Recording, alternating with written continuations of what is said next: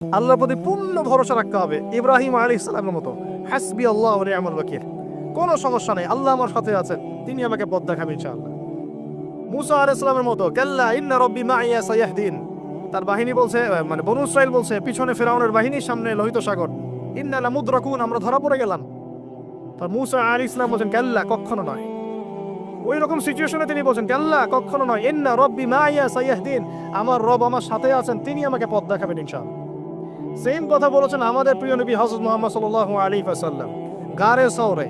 আবু বকর সিদ্দিক বলছেন, উপর থেকে তারা আমাদেরকে দেখে ফেলবে, তিনি বলছেন, না, লা তাহজান, তুমি দুশ্চিন্তা করো না, ইন্নাল্লাহা মা'ানা, আল্লাহ আমাদের সাথে আছে।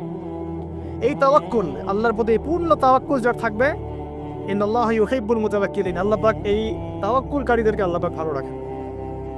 ফালিয়াতাওয়াক্কালিল মুতাওয়াক্কিলুন, আল্লাহর প্রতি ভরসাকারীরা যেন আল্লাহর প্রতিই ভরসা রাখে। আমরা সবাই আল্লাহর প্রতি পূর্ণ আস্থা রাখবো ইনশাআল্লাহ।